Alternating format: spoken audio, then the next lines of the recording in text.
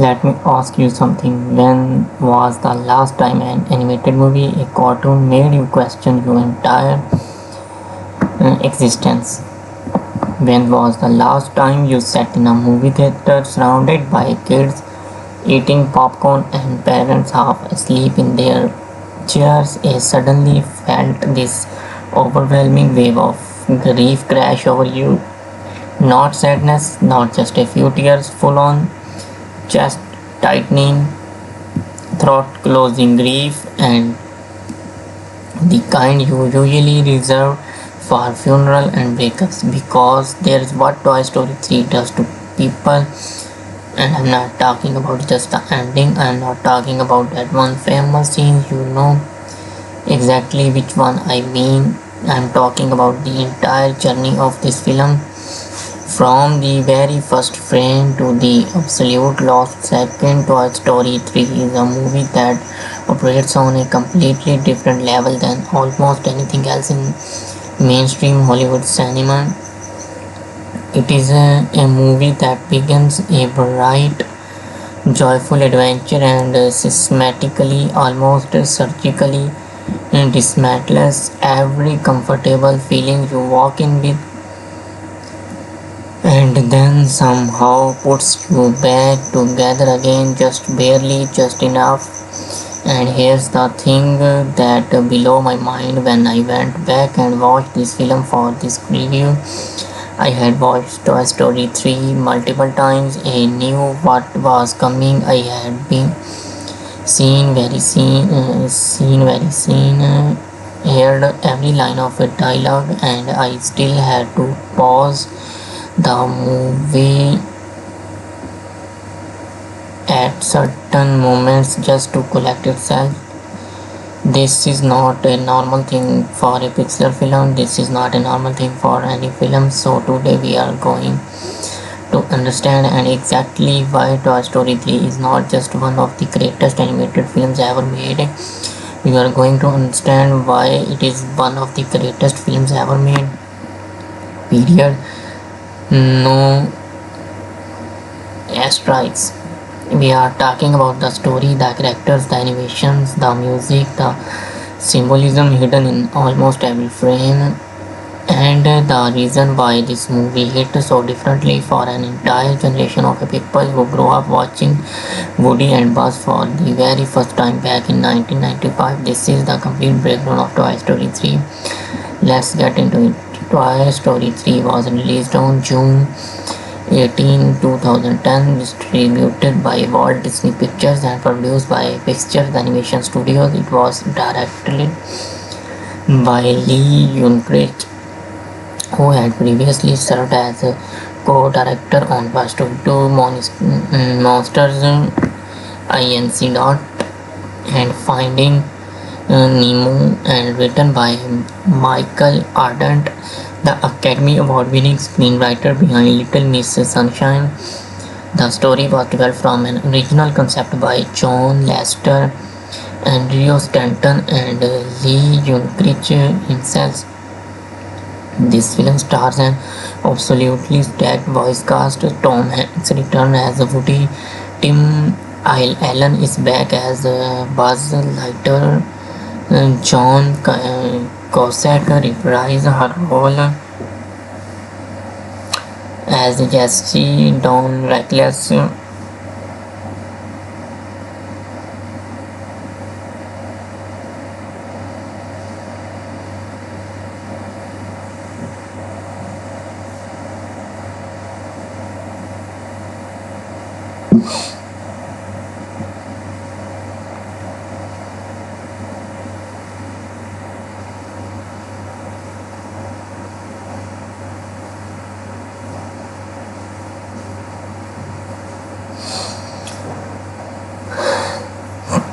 The budget was approximately $200 million, and the film went to the gross over $1.06 million at the worldwide box office, making it the highest grossing film of 2010, and at that point, the highest grossing animated film of all time.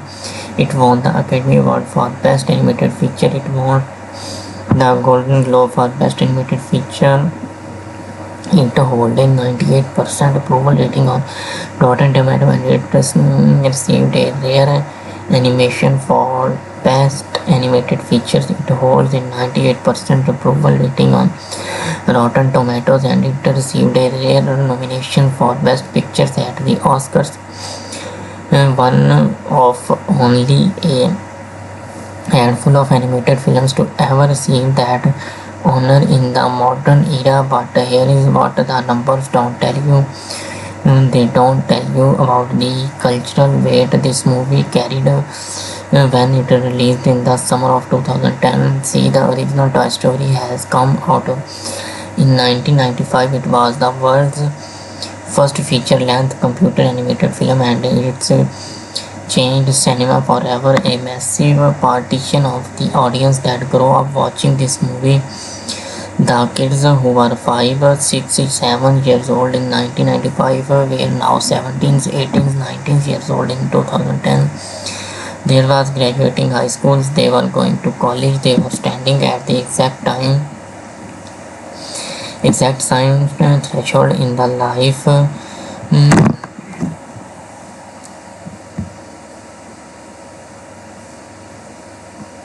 that the character of Andy stood in Toy Story 3.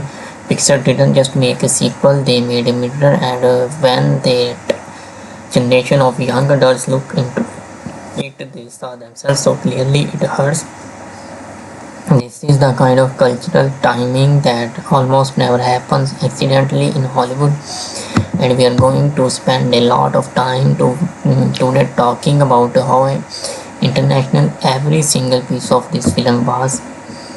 The opening sequence and his imagination, the film doesn't see you in, it throws you headfirst into one of the most kinetic, spectacular, pure joy opening sequence in Pixar's entire story. We open on a wide, sun-drenched western landscape, rolling hills, big sky, red rocks formations, and it looks almost too vivid, too structured with color, too perfectly cinematic. And then we hear a voice reach for the sky, Tom Hanks, Woody, and everything clicks into place. Suddenly we are watching Sheriff Woody on a railroad car facing off against one-eyed Bart, who is of course Mr. Potatoes. He had in a spectacular Old West showdown. There is a briefcase full of money, there is a train full of orphans, there is an explosion, a monologue, a one-liner. This whole sequence is pure theatrical spectacular, played completely strength with the kind of dramatic musical scoring you would hear in a big budget western. And then Jesse drops engine just in front of a passing cloud, and Bullseye gallops across the landscape, and suddenly we are in Mad Max second audio, where one I bet evil's vice Mr. Potato Head naturally is polighting a giant Tonka truck towards the orphan train, and the tracks are somehow enormous. And then Buzz Lightyear drops from space, and there's the Elines and the evil Dr. Paul Cobham is lighting pigs with the wings from a flying saucer, and the whole sequence is building until everything is about to explode, and then it cuts to an old battered camcorder held by a grown woman aimed at a small television screen, and on the screen we see home video footage, a young boy, maybe 6-year-old, laughing and playing with his toys, and the toys are Woody and Buzz and all of them, and the boy is Andy, young Andy, baby Andy. And just like that, in less than 4 minutes of screen time, Pixar has completely recontextualized everything you just watched. That explosive cinematic western space cowboy adventure, that wasn't a movie within a movie, that was a child imagination. That was what it looks like inside Andy's head when he played with this toy. And now we are watching the home videos.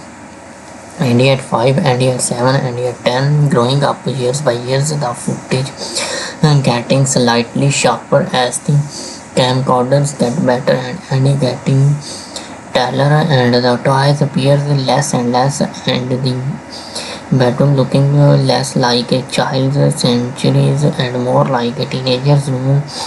Randy Newman's You Have Got a Friend in Me plays over all of it, and if you are not feeling someone deep and complicated in your chest right now, I don't know what to tell you. This opening is a masterclass in emotional economy. In less than 5 minutes, the film has established its entire thematic foundation. Time passes, things changes, and the things we loved when we were younger don't disappear, but our relationships to them does. Mm,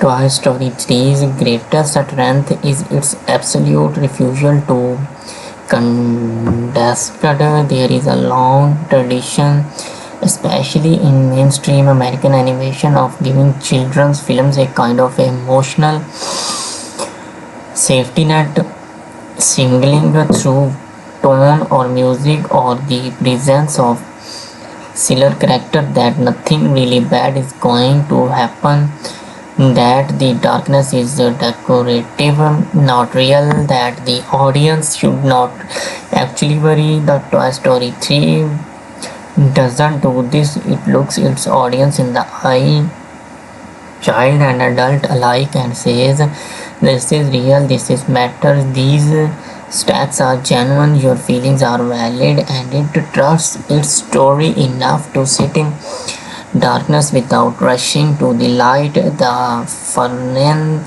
sequence, the Lutoso backstory, the buzz reset, these are real heavy narrative beats that the film refuses to flinch from. It also manages almost impossibly to work equally well for audience of completely different ages. For children, it is an adventure escape, prison break story with funny characters and genuine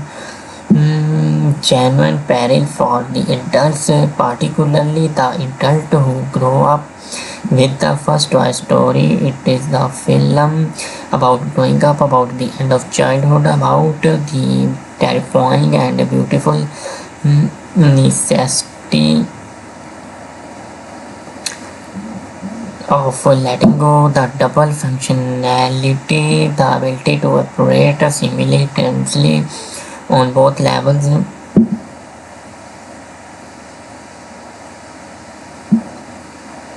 is perhaps the highest achievement in film family cinema. It's what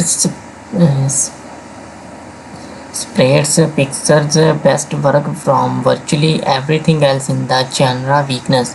If I am being honest, and I am committed to being honest in this review, Toy Story 3 is not a flawless film. The Spanish bus sequence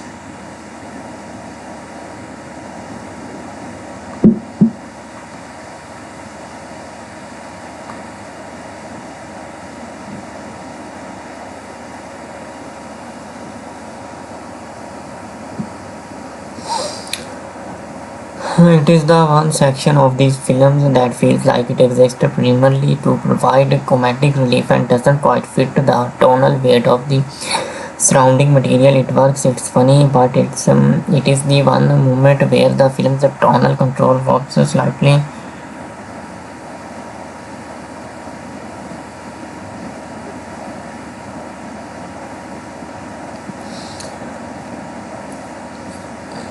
It's funny, but it's the one moment where the film's tonal control was slightly. The ending, while emotionally devastating and cinematically beautiful, is also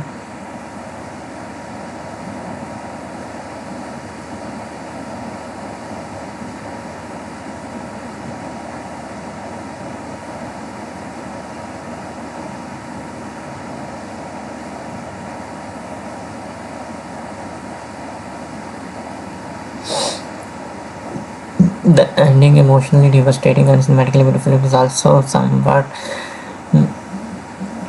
pre-limited from the film's very first frame. Once the premise is established and going to college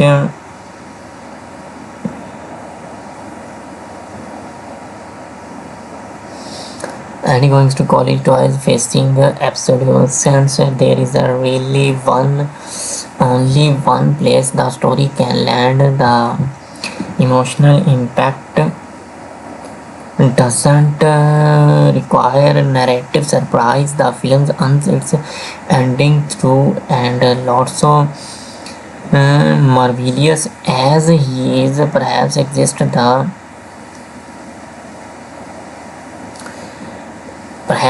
the narrative a bit too quickly. After the furnace sequence, he is zip-tied to a truck fate, while only satisfying doesn't quite carry the weight of everything he represents. He deserved a slightly longer reclining compressions in terms of animated films that operates at this level of emotional complexity. The comparisons are generally limited up to 2009. Also, Pixar achieved something similar in its famous opening sequence, a worldless, heartbreaking montage of an entire life living and lost, but up ultimately reiterates into adventures. Toy Story 3 maintains its emotional stacks through the entire runtime. Valley 2008 Pixar is equally ambitious in theme, a film about environmental catastrophe, corporate dystopia, and the redemptive power of love, told largely without dialogue but was valley cooler, more distant. Toy Story 3 is a warmer and more intimate in live action terms, and I make this comparison with full seriousness. The tonal achievement of Toy Story 3 reminds me of Term of Endearment or The Remains of the Day, films that earn enormous emotional impact through patience, restraint, and absolute commitment to their characters' interior lives. The Prison Breaks section of the film compares favorably to actual prisons genre entires like Cool Hand, Luke, or the Shawshank Redemptions, not in terms of adult content absolutely, but in terms of how they deploy genre conversations, the escape plan, the corrupt warden, the midnight patrol to sustain tension and develop characters. The film's legacy here is something remarkable. Toy Story 3 was released in 2010. It has been 15 years and it has not aged a single day. The conversations about what it means, about growing up, about letting go, about the relationship between memory and identity has not become less relevant. If anything, it has become more so because every year there are more people who grow up with those toys on their screens. More people for whom Andy's bedroom was in some emotional scenes their bedrooms, more people who understand with the accumulated weight of additional years exactly what it feels like to stand at the threshold of a new chapter and look back at who you were. The film has become for an entire generation a kind of brutal object, a film you return to at a transaction point, graduating, moving, having children, watching children grow and find it has grown to meet you where you are. That kind of longevity, the kind of living presence in the cultural imagination is extraordinarily rare. The message, if I had to distill the message of Toy Story 3 to a single sentence, which would be going a deep injustice, but still it would be this: the things you love don't have to disappear when they change. You just have to be brave enough to let them become something different. Woody doesn't end the film in Andy's attack persevered in darkness, waiting for a day that will never come. He doesn't end the film abandoned in a garbage bag.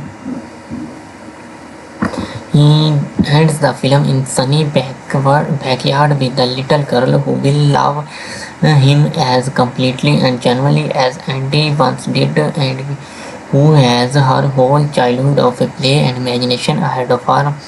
That is not a sad ending, that is an honest ending, an adult ending, the kind of ending that acknowledges loss and changes without being destroyed by them. And honestly, as someone who watched Toy Story 3 in a theater as a kid who grew up alongside Andy and the gang, sitting with this film, going back through it for this review, feeling every single bit of it again, I think that is the most generous thing any story can do. It tells you that the things you love are real, and that they mattered, they loving them was not native or foolish, and that letting them go when the time comes, it's not a betrayal, it is the final proof that you love them truly. Toy Story 3 9.8 out of 10. Not a perfect film, not a film is but as close to perfect as the genre has come over, and one of the handful of American film released in the last 25 years that I would argue deserves to be considered not just great animation, not just great film entertainment, but great cinema, but any standard you care to apply. If you have already seen it, you know exactly why. If you want and somehow you have made it this far without having seen Toy Story 3, then I envy you the experience of watching it for the first time. Have some tissues ready, seriously, have a lot of tissues ready. This has been the complete breakdown of Toy Story 3. Thank you so much for watching, and I'll see you in the next one. So long, partner.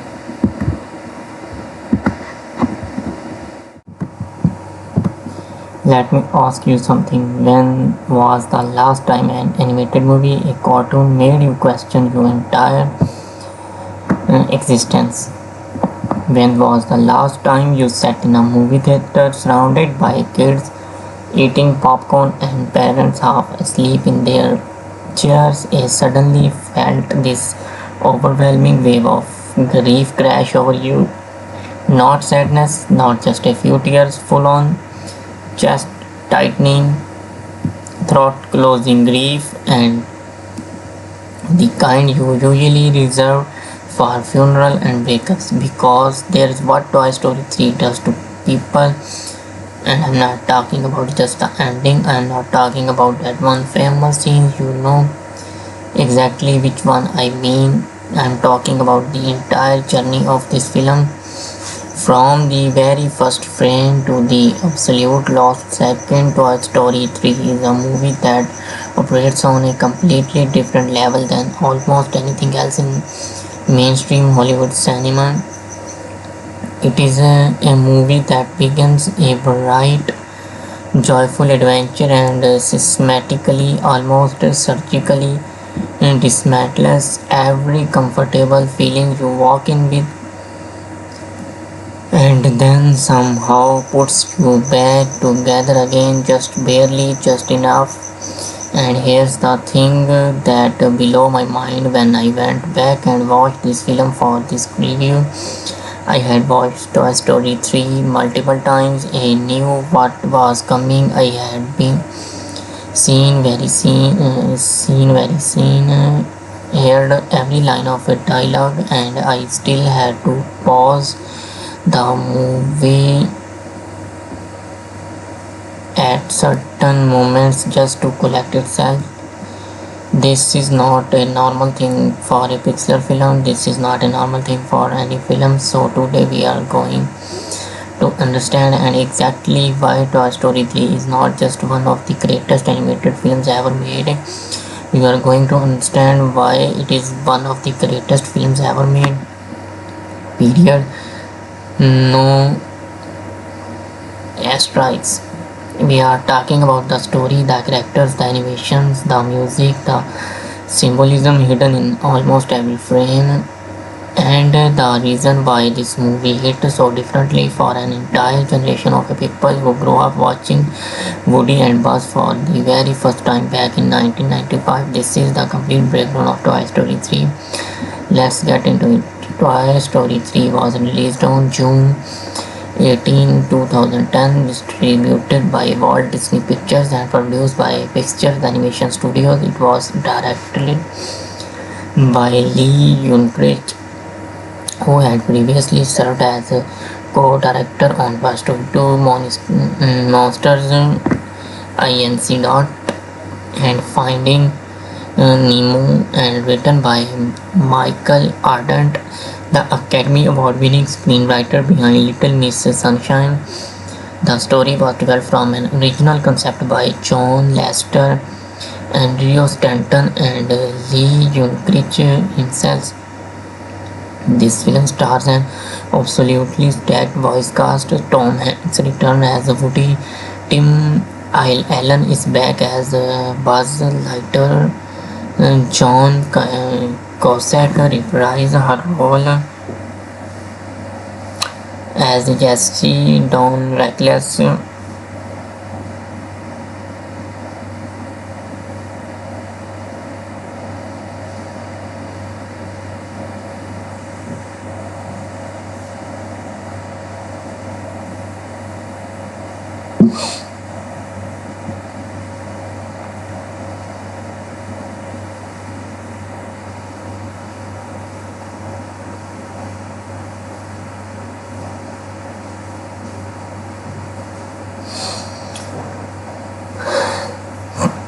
The budget was approximately $200 million, and the film went to the gross over $1.06 million at the worldwide box office, making it the highest grossing film of 2010 and at that point the highest grossing animated film of all time. It won the Academy Award for Best Animated Feature. It won the Golden Globe for Best Animated Feature. It holds a 98% approval rating on Rotten Tomatoes, and it received a rare animation for Best Animated Features. It holds a 98% approval rating on Rotten Tomatoes, and it received a rare nomination for Best Pictures at the Oscars. One of only a handful of animated films to ever receive that honor in the modern era, but here is what the numbers don't tell you.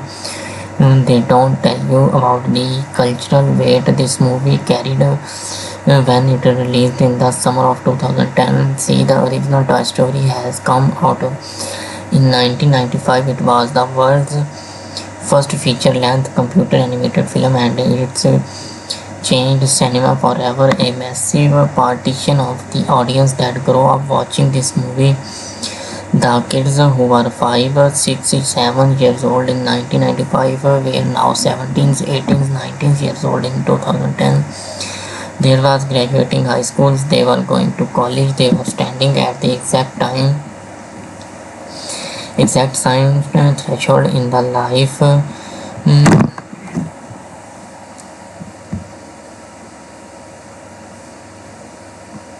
that the character of Andy stood at in Toy Story 3. Pixar didn't just make a sequel, they made a mirror, and when that generation of young adults look into it, they saw themselves so clearly it hurts. This is the kind of cultural timing that almost never happens accidentally in Hollywood, and we are going to spend a lot of time today talking about how international every single piece of this film was. The opening sequence and his imagination, the film doesn't see you in, it throws you headfirst into one of the most kinetic, spectacular, pure joy opening sequence in Pixar's entire story. We open on a wide, sun-drenched western landscape, rolling hills, big sky, red rocks formations, and it looks almost too vivid to structured with the color too perfectly cinematic, and then we hear a voice reach for the sky. Tom Hanks, Woody, and everything clicks into place. Suddenly, we are watching Sheriff Woody on a railroad car facing off against one-eyed Bart, who is, of course, Mr. Potatoes. He had in a spectacular Old West showdown. There is a briefcase full of money, there is a train full of orphans, there is an explosion, a monologue, a one-liner. This whole sequence is pure theatrical spectacular, played completely strength with the kind of dramatic musical scoring you would hear in a big budget western. And then Jesse drops Indian Restitution from off a passing cloud, and Bullseye gallops across the landscape, and suddenly we are in Mad Max. Second audio, where one I bet Evil's wise Mr. Potato Head naturally is polighting a giant Tonka truck towards the orphan train, and the tracks are somehow enormous. And then Buzz Lightyear drops from space, and there's the Elines and the evil Dr. Paul Cobham is lighting pigs with the wings from a flying saucer, and the whole sequence is building until everything is about to explode, and then it cuts to an old battered camcorder held by a grown woman aimed at a small television screen, and on the screen we see home video footage, a young boy, maybe 6-year-old, laughing and playing with his toys, and the toys are Woody and Buzz and all of them, and the boy is Andy, young Andy, baby Andy. And just like that, in less than 4 minutes of screen time, Pixar has completely recontexted everything you just watched. That explosive cinematic western space cowboy adventure, that wasn't a movie within a movie, that was a child imagination. That was what it looks like inside Andy's head when he played with this toy. And now we are watching the home videos.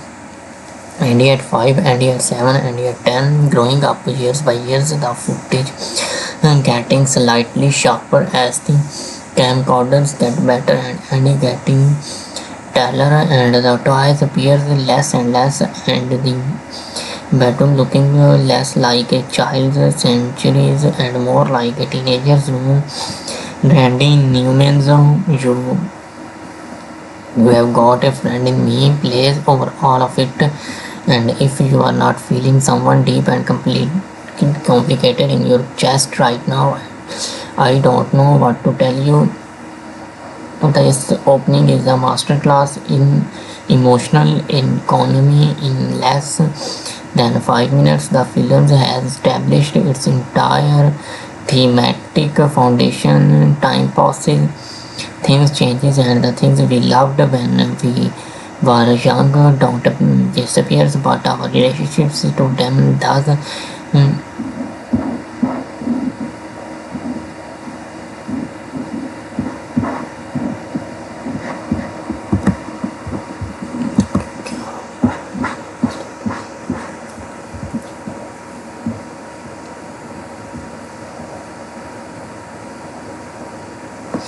Toy Story 3's greatest strength is its absolute refusal to condescend. There is a long tradition, especially in mainstream American animation, of giving children's films a kind of emotional safety net, singling through tone or music or the presence of silver character that nothing really bad is going to happen, that the darkness is decorative, not real, that the audience should not actually worry. The Toy Story 3 doesn't do this. It looks its audience in the eye, child and adult alike, and says, this is real, this is matter, these stats are genuine, your feelings are valid, and it trusts its story enough to sit in darkness without rushing to the light. The Fernan sequence, the Lutoso backstory, the bus reset.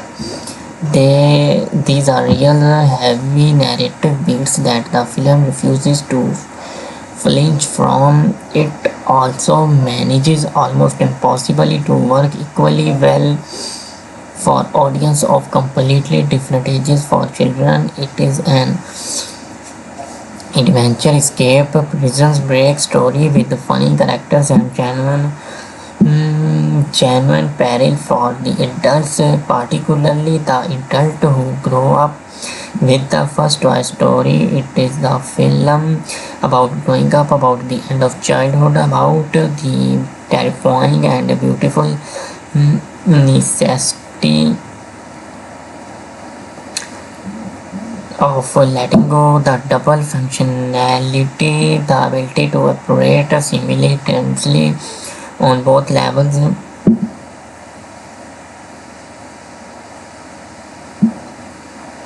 is perhaps the highest achievement in film family cinema. It's what spreads Pixar's best work from virtually everything else in the genre weakness. If I am being honest, and I am committed to being honest in this review, Toy Story 3 is not a flawless film. The Spanish bus sequence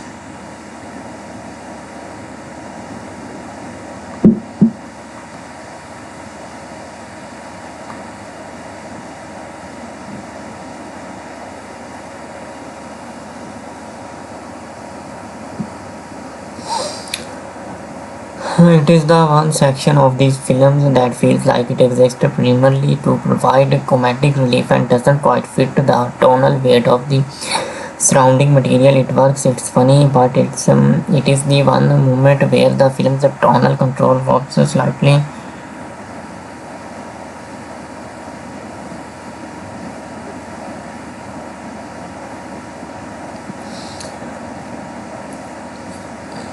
It's funny, but it's the one moment where the film's tonal control works slightly. The ending, while emotionally devastating and cinematically beautiful, is also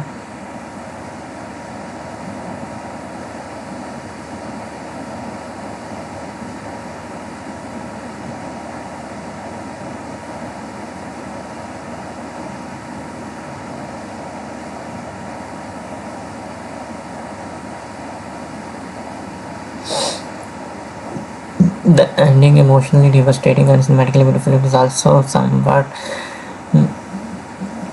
pre-limited from the film's very first frame. Once the premise is established and going to college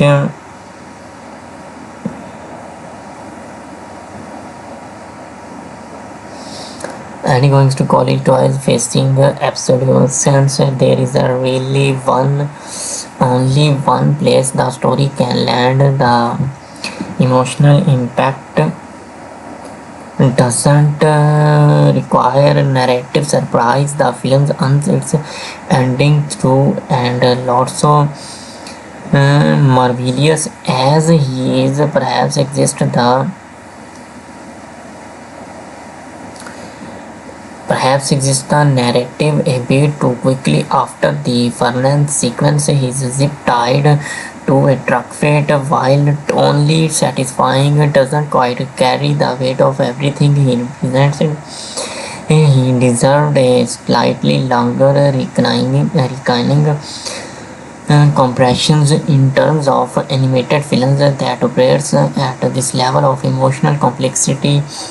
The comparisons are generally limited up to 2009. Also, Pixar achieved something similar in its famous opening sequence, a worldless, heartbreaking montage of an entire life living and lost, but up ultimately reiterates into adventures. Toy Story 3 maintains its emotional stacks through the entire runtime. Valley 2008 Pixar is equally ambitious in theme, a film about environmental catastrophe, corporate dystopia, and the A redemptive power of love told largely without dialogue but was barely cooler, more distant.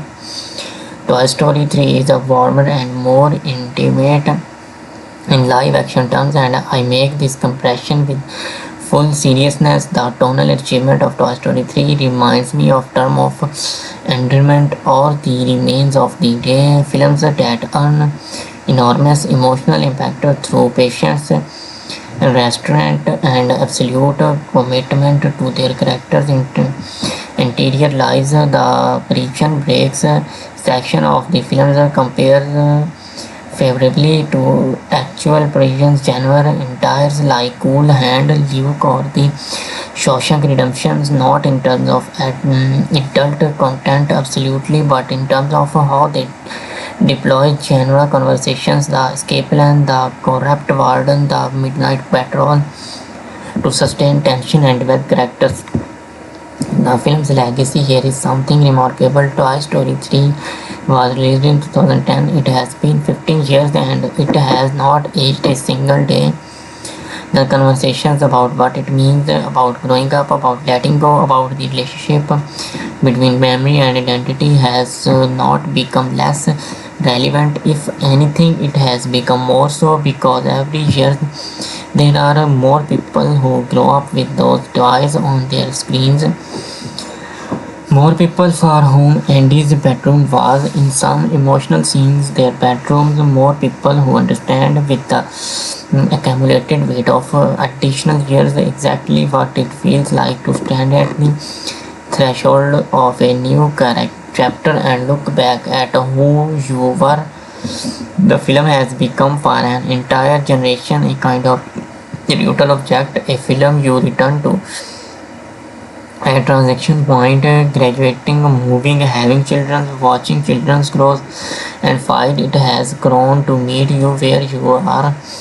That kind of longevity, the kind of living presence in the cultural imagination is extraordinarily rare. The message, if I had to distill the message of Toy Story 3 to a single sentence, which would be going it a deep injustice, but still it would be this: the things you love don't have to disappear when they change. You just have to be brave enough to let them become something different. Woody doesn't end the film in Andy's attack, persevered in darkness, waiting for a day that will never come. He doesn't end the film abandoned in a garbage bag. He ends the film in sunny backyard with a little girl who will love him as completely and genuinely as Andy once did, and who has her whole childhood of play and imagination ahead of her. That is not a sad ending, that is an honest ending, an adult ending, the kind of ending that acknowledges loss and changes without being destroyed by them. And honestly, as someone who watched Toy Story 3 in a theater as a kid who grew up alongside Andy and the gang, sitting with this film, going back through it for this review, feeling every single bit of it again, I think that is the most generous thing any story can do. It tells you that the things you love are real, and that they mattered, they loving them was not native or foolish, and that letting them go when the time comes, it's not a betrayal, it is the final proof that you love them truly. Toy Story 3, 9.8 out of 10. Not a perfect film, not a film is, but as close to perfect as the genre has come over, and one of the handful of American film released in the last 25 years that I would argue deserves to be considered not just great animation, not just great film entertainment, but great cinema, but any standard you care to apply. If you have already seen it, you know exactly why. If you want and somehow you have made it this far, without having seen Toy Story 3, then I envy you the experience of watching it for the first time. Have some tissues ready. Seriously, have a lot of tissues ready. This has been the complete breakdown of Toy Story 3. Thank you so much for watching, and I'll see you in the next one. So long, partner.